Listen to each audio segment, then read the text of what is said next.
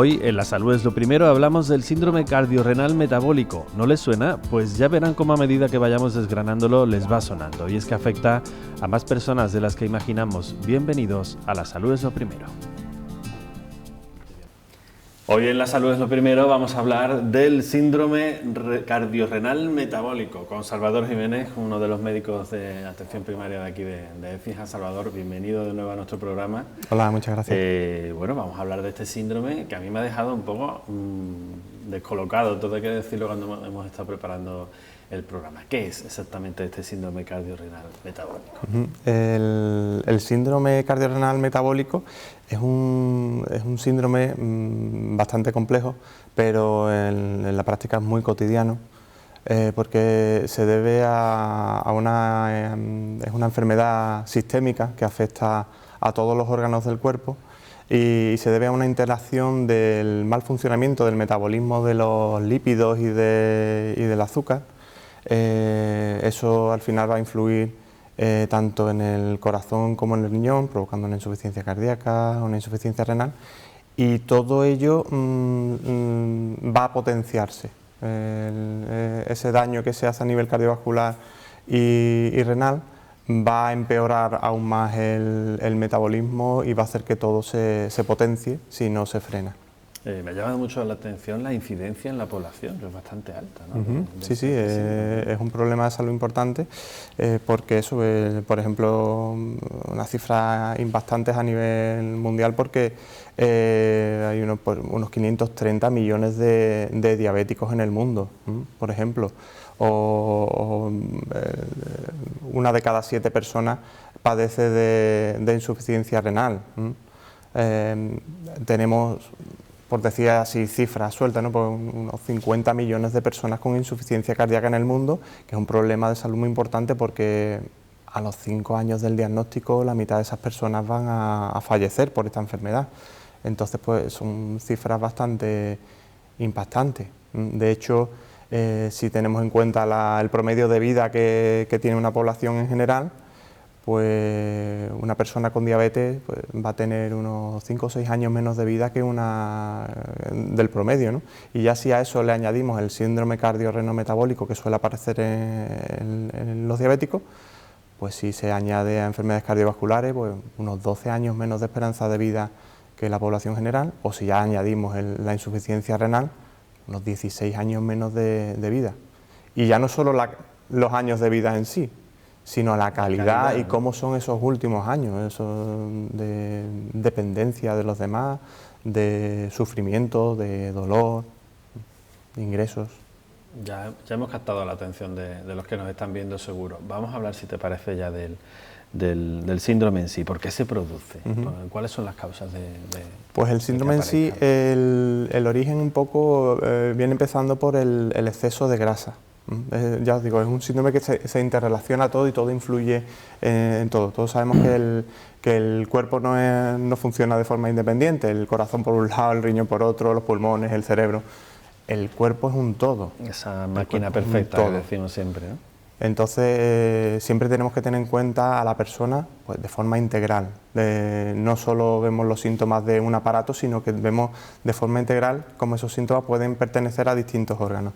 En el caso de este síndrome, pues se debe eso, empieza con un exceso de grasa, cuando tenemos demasiada grasa en el cuerpo, esos adipocitos, esas células de la grasa, empiezan a funcionar mal, empiezan a provocar tienen un efecto como hormonal, no son glándulas, pero sí que tienen un efecto hormonal, segregan una sustancia, unas citoquinas, una serie de moléculas que provocan inflamación en el endotelio, que es la capa vascular que está en contacto con la sangre de nuestras arterias, y eso pues, van a provocar que haya una inflamación en ese endotelio de todas las arterias, de todos los órganos del cuerpo, va a hacer que hay un exceso de grasa, un mayor depósito del colesterol, formación de placas de ateroma, rigidez de nuestras arterias, y por otro lado también va a influir por ejemplo en el páncreas, provocando una resistencia a la insulina. Va a hacer que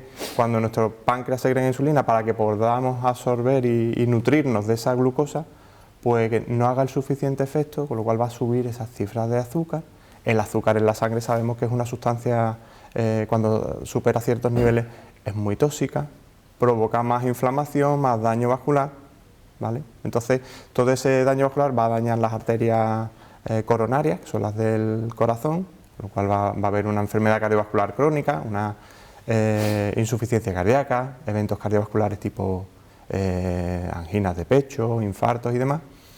Y además va a influir en las arterias, el glomérulo que forma parte del riñón, pues provocando una glomerulosclerosis, va a funcionar peor el riñón, los túbulos del riñón también van a volverse más rígidos, por así decirlo, con lo cual pues, vamos a tener un mal funcionamiento de ese riñón, no vamos a eliminar bien líquido, retenemos líquido, con lo cual se sobrecarga el corazón, la sobrecarga del corazón, la peor circulación y el bombeo del riego sanguíneo al resto del cuerpo va a hacer que se empeore el síndrome, el metabolismo, con lo cual al final todo se relaciona con todo y se va a potenciar. Si no frenamos eso, si no lo diagnosticamos en fases iniciales, pues vamos a terminar sufriendo una insuficiencia cardíaca importante, un infarto cardíaco, infarto cerebrovascular y ese tipo de complicaciones. Una tormenta perfecta, una ¿no? tormenta. Por lo que cuentas, ¿no? Has mencionado exceso de grasa como ese inicio, ¿no? ¿De cuánto estamos hablando? ¿Cuál es ese exceso?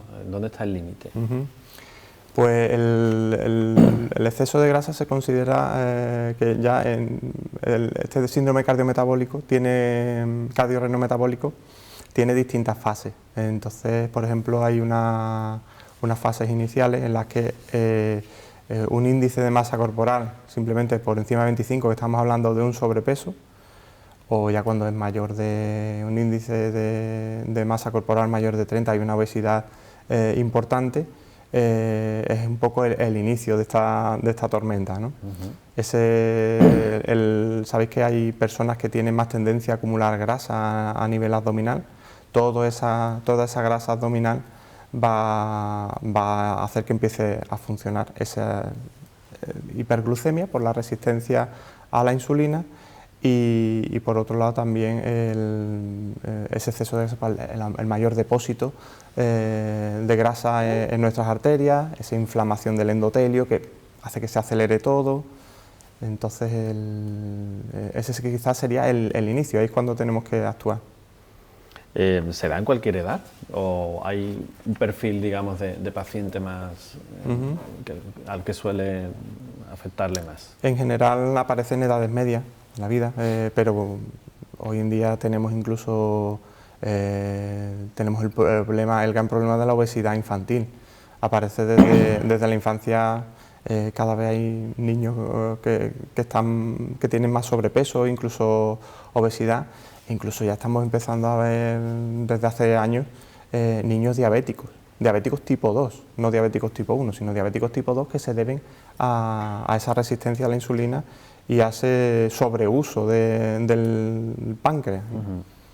Entonces ya estamos viendo casos incluso en niños, aunque normalmente aparece en edades medias, personas obesas, personas con obesidad abdominal principalmente. ¿Más en hombres que mujeres? ¿O no tiene por qué? Los factores de riesgo cardiovascular siempre están más asociados al hombre. Las mujeres están protegidas más o menos hasta la menopausia. A partir de la menopausia empiezan a igualarse los riesgos. Has mencionado que todo empieza a fallar, todo está relacionado, todo entre sí. ¿Cuándo empieza a ser un problema? ¿Cuándo detecta el médico de cabecera, en vuestro caso los de atención primaria, que podemos estar ante un síndrome de este tipo? Porque supongo que los síntomas son parecidos a otros males, ¿no? que se puedan sufrir y que no sean a lo mejor tan graves como... Claro, aquí el gran problema es que cuando aparecen los síntomas ya suele estar en fases muy avanzadas. Tenemos ya una hipertensión, tenemos ya incluso puede darse un evento cardiovascular, un infarto, ¿no? O una diabetes. Lo ideal sería detectarlo en fases tempranas. Aquí se ha hablado de una fase 0 en la que sería una persona sana, sin ningún factor de riesgo cardiovascular, que tiene hábitos saludables, que está perfectamente sana. Pues ahí simplemente lo que tenemos que hacer es potenciar esos buenos hábitos. En la fase 1, que llamamos, es cuando la persona tiene esa obesidad abdominal. Por ejemplo, la obesidad abdominal se le llama cuando un perímetro abdominal en mujeres a partir de 88 centímetros o en hombres a partir de 102 centímetros, consideramos que el perímetro abdominal está por encima de lo normal, o ese sobrepeso, que hablábamos del índice de masa corporal mayor de 25. La siguiente fase, si pasan los años y no se ponen medidas para regular esto, pues ya empiezan a aparecer la fase 2, que serían factores de riesgo cardiovascular.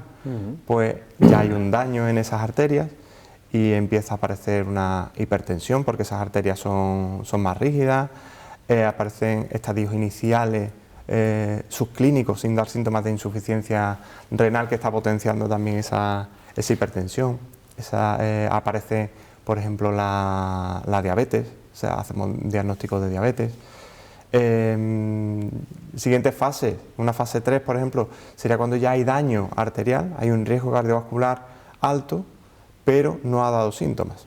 Esas arterias tienen unas placas de ateromia importantes, hay un daño vascular importante, pero todavía no ha sufrido el infarto. Hay incluso una insuficiencia renal, una insuficiencia cardíaca, pero en estadio subclínico hay ya un daño importante del corazón, pero no ha empezado a dar síntomas. Y ya la fase 4, el último estadio, pues sería cuando ya debuta con un infarto cardíaco, infarto cerebral, una insuficiencia cardíaca en la que ya el paciente nota que tiene ahogo al realizar esfuerzo, retención de líquido, ese tipo de cosas. Porque ahí ya tenemos el problema encima y tenemos un riesgo cardiovascular altísimo. Aquí tenéis que trabajar también los especialistas, ¿no? y los médicos de atención primaria de una manera muy coordinada, ¿no? Porque afecta a diferentes órganos y en diferentes fases, como tú bien dices, ¿no? Y quizás sea complicado el diagnóstico en este sentido, ¿no? Sí, aquí lo que tenemos que actuar en todas las fases. Aquí un poco el director de orquesta sí es la atención primaria, es la enfermera de familia o el médico de familia, sobre todo en las primeras fases, en las fases de prevención, de potenciar esos buenos hábitos de salud, que en eso ya no solo es la atención primaria. Sí, puede parecer que principalmente actúa el sistema sanitario, pero también están trabajando en esa prevención, en ese potenciar buenos hábitos, está trabajando la educación, por ejemplo, en los colegios, en los institutos, y por supuesto los medios de comunicación tenéis un papel importantísimo en el fomentar esos buenos hábitos, como por ejemplo el programa en nuestro caso, que ya vamos por la sexta temporada, ¿no? Pues esto es importantísimo, que los medios de comunicación se involucren en potenciar buenos hábitos de salud en la población. Pues es estupendo, en mejorar la información y en potenciar esos buenos hábitos. Eso muchas veces llegáis más que nosotros a la población, ¿no? Y podéis difundirlo mucho más. Después lo que hacemos desde atención primaria, pues detección precoz. Antes de que empiece a dar problemas, tratar esa obesidad, hacer programas de cribado, cuando vienen los pacientes a la consulta, aunque vengan por otro motivo, pues si empiezan a cumplir ciertas características o empiezan a tener ciertas edades, pues detección precoz de hipertensión, cuando simplemente se toman tensiones así de forma aleatoria, control de tensión, control de azúcar en las analíticas. En todas las analíticas que pedimos siempre, pedimos funciones renales para ver si el riñón está funcionando correctamente. El tema del tabaquismo, por supuesto, otro tipo de factores de riesgo como el alcohol, el consumo de grasa, el sedentarismo, todo eso se aborda desde la atención primaria. Después, una vez que ya detectamos los problemas, que ya estamos en fase 2, fase 3, pues funcionamos con los tratamientos. Con tratamiento, pues, el tratamiento normalmente de estos pacientes en muchos casos son retos importantes a nivel sanitario, porque tenemos que abordar muchas cosas. Tenemos que abordar por un lado la prevención, pero por otro lado estamos haciendo deshabituación tabáquica, estamos tratando la tensión, tratando el azúcar, la función renal, la insuficiencia cardíaca. Son tratamientos, la verdad, que bastante complejos. Por eso, tanto para el diagnóstico definitivo como para muchas veces manejar esa complejidad, pues necesitamos el apoyo, por supuesto, principalmente de medicina interna, de cardiología y de nefrología. Pero el director de orquesta siempre tiene que ser atención primaria, porque ya os digo que son muchos órganos los que se afectan, y bueno, principalmente esto, pero se afecta también el hígado, se afecta el cerebro, se afecta un poco todo. Entonces todo esto hay que engranarlo muy bien. Sí, a lo mejor no sirve de nada si nos enfocamos en uno de esos fallos renales, por ejemplo, ¿no? Por poner un ejemplo, si a lo mejor no atendemos al tema cardíaco, etcétera, ¿no? Claro, tenemos que abordarlo todo a la vez, y muchas veces eso, ponemos cócteles de fármacos, que eso hay que hacer un seguimiento y unas revisiones muy cercanas por parte de enfermería de familia y por parte del médico de familia, porque ahí cuantos más fármacos, sabemos que aparecen más interacciones, efectos secundarios, y todo eso pues lo tenemos que manejar de forma muy cercana y poner un tratamiento adecuado individualmente para cada paciente, un tratamiento adecuado que mejore su salud, pero que tolere bien y que no le vaya a provocar más daño, ¿no? Por lo que veo, lo importante es esa detección precoz, ¿no? del problema. ¿Cómo sabe un paciente que puede tener un problema de este tipo y saber diferenciarlo de otro tipo de males que a lo mejor son menos graves? Aquí el problema está en que esto es asintomático, entonces la persona lo que va a notar, lo primero que tiene que tener una concienciación de la importancia de tener una salud adecuada, tener unos buenos hábitos. Una persona pues los síntomas que va a dar pues van a ser de cansancio al realizar esfuerzos, va a notar pues eso, incluso presión torácica si realiza un esfuerzo, edemas en las piernas, retención de líquido, ese tipo de síntomas son los que suelen dar, aunque en la mayoría de los casos vamos a diagnosticarlo de forma incidental en revisiones por las que muchas veces no tiene relación. A veces el debut es una persona que lleva años con la tensión alta pero jamás se la ha tomado, y el debut es por un control de cefalea o un control por cansancio, en revisiones de empresa, muchas veces en revisiones cotidianas, pero en la mayoría de los casos el diagnóstico es incidental porque no le da síntomas. Entiendo que la analítica o la prueba de tensión o lo que sea es un poco el primer indicio, ¿no? De que puede haber ahí un problema, ¿no? en los pacientes.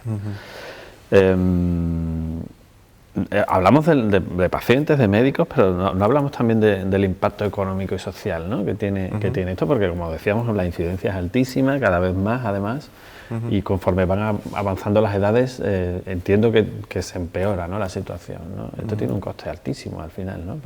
Sí, además del coste personal, del daño orgánico, esas limitaciones que va a ocasionar, complicaciones, ingresos hospitalarios, infecciones, dolor, ese tipo de cosas, pues como todo tiene sus consecuencias sociales y económicas. Estamos hablando de que es una patología muy frecuente, diabetes, insuficiencia cardíaca, insuficiencia renal. Pues, me gustaría decir los datos porque son datos que tampoco me sé de memoria, pero sí que me parece importante. Sí, además supongo que el envejecimiento de la población también, que cada vez nos hacemos mayores, ¿no? Vivimos más años también, con mejor calidad de vida, y supongo que eso influye también a la hora de tener... Sí, me parece eso importante un poco el hablar de esto, ¿no? Entonces eso, a nivel social va a suponer unas limitaciones físicas que va a implicar un cuidado por parte de familiares. Siempre estamos hablando de edades precoces, ¿vale? No estamos hablando de personas muy ancianas, cuando tenemos cierta edad, que ahí vamos a tener limitaciones. Nos va a pasar de forma natural. Si llegamos a ancianos, vamos a tener limitaciones por el desgaste de nuestro cuerpo. Siempre hablamos de limitaciones en edades precoces, pues de limitaciones de movilidad, de ahogo al realizar esfuerzos, dolor en el pecho. Entonces esto va a implicar una serie de cuidados y una serie de cargas de cara a las personas más cercanas que tenemos, y de cara a los cuidados sociales, que supone también un gasto económico que se paga al final con el impuesto de todos, ¿no?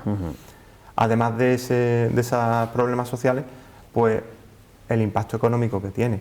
Estamos hablando que, por ejemplo, la diabetes se lleva pues más de un 8% del gasto sanitario total. Por ejemplo, eso en los primeros años del diagnóstico de un diabético, pues son unos 2.600 euros lo que cuestan los tratamientos de la diabetes. O, por ejemplo, en insuficiencia cardíaca, el 3,8% del gasto sanitario se dedica a insuficiencia cardíaca. Cada ingreso de una persona por una descompensación de su insuficiencia cardíaca, de media, de un promedio de más de 8.500 euros de coste para el sistema sanitario. O, por ejemplo, eso, la insuficiencia renal, también muy frecuente, el 4,8% del gasto total sanitario. Todo esto, si lo vamos sumando, pues implica un coste económico muy importante. De hecho, se sabe que tenemos que hacer un esfuerzo importantísimo en los primeros años del diagnóstico de la diabetes, porque la vida a esa persona le va a cambiar totalmente. Si hacemos un control estricto de esa diabetes, esa persona se cuida los primeros 5 años, cambia totalmente el pronóstico que va a tener en el futuro. Y ya no solo el coste personal, sino el coste social y el coste económico que pagamos con todos nuestros impuestos, también va a repercutir muchísimo. El mayor impacto que tenemos es si nos cuidamos, sobre todo, principalmente, los primeros años de diagnóstico de la enfermedad. ¿Qué hacemos entonces, Salva? ¿Qué hacemos los exijanos de a pie para poder evitar este síndrome?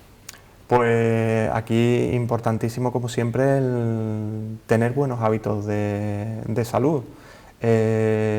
Aquí está en una balanza la dieta y el ejercicio, a partes iguales. Por un lado, el principal factor de riesgo es el tabaco, como siempre. El tabaco fuera, eliminado. El tabaco es el principal factor de riesgo, lo que más daño hace a nuestra salud. Pero una vez que eliminamos el tabaco, pues mantenernos con un peso adecuado, comer lo necesario, no comer en exceso.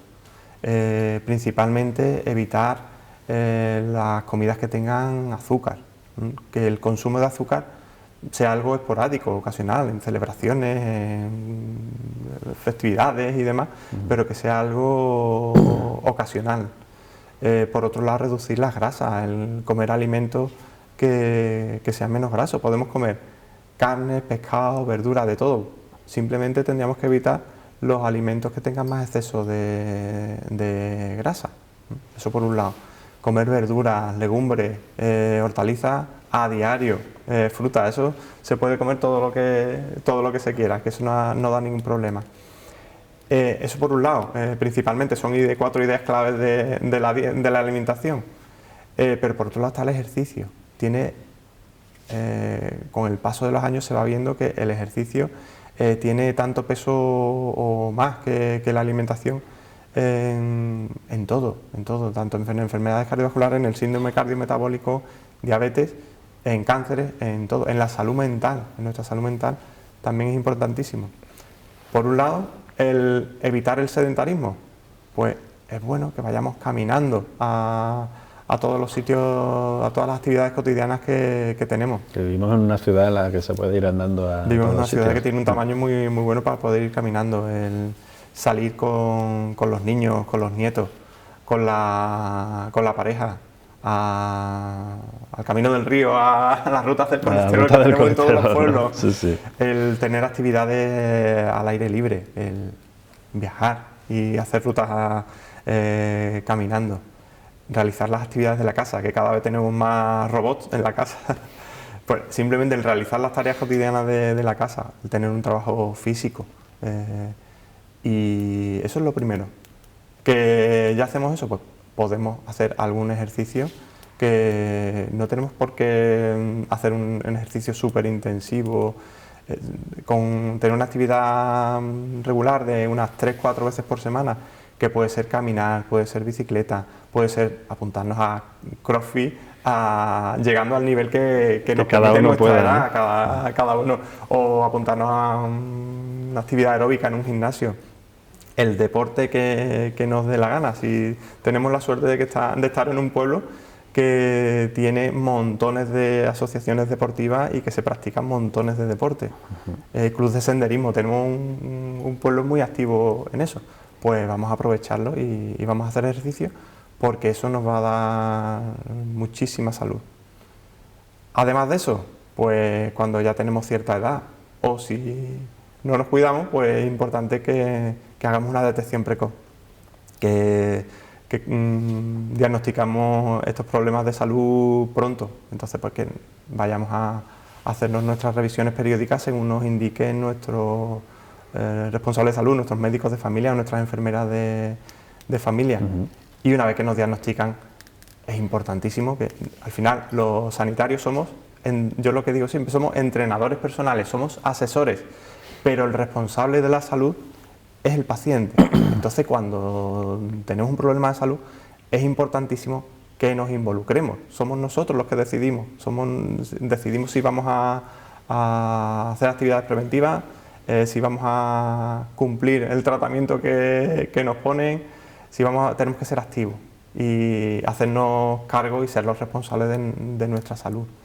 Porque nosotros al fin y al cabo somos asesores, pero es importante que la persona se conciencie de que tiene que tomar medidas y que tiene que hacer cambios.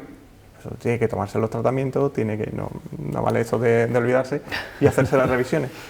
Y después ya en los enfermos, los que ya sí que tienen la enfermedad diagnosticada, están ya en fases avanzadas, pues ahí sí que tenemos un contacto directo con ellos y les enseñamos cuáles son los síntomas de descompensación, qué cosas tienen que tener en cuenta, por ejemplo los edemas en las piernas, aumentos de peso rápidos, que puede ser porque estén reteniendo líquidos y se están descompensando, que sepan manejar sus cifras de glucemia por si hay incidencia, que sepan detectar o que se hagan controles de tensión, que sepan reconocer síntomas de angina de pecho o de insuficiencia cardíaca. Eso ya, pues vamos a actuar en todos los niveles de esta enfermedad. Al final sois educadores, como tú bien dices también, ¿no? A la hora de tal. Bueno, pues para eso está este programa también, para crear conciencia, y todos esos consejos que damos cada semana, que prácticamente son los mismos en todos los males que vemos, todas las enfermedades que vemos, pero al final esos consejos suelen ser comunes, que al final es cuidarse uno a sí mismo. Así que bueno, a ver si conseguimos que nuestra audiencia lo consiga. Salvador, ¿algo más antes de finalizar? Pues nada, daros las gracias y felicitaros por la labor tan importante que estáis haciendo desde los medios de comunicación locales al facilitar y darle la importancia a este tipo de temas. Entonces, pues muchísimas gracias por la labor que estáis haciendo a nuestro pueblo. Hay que dar las gracias a vosotros por ofrecernos todo lo que sabéis y explicarlo de manera tan clara semana tras semana. Muchísimas gracias, Salvador. Gracias a ti.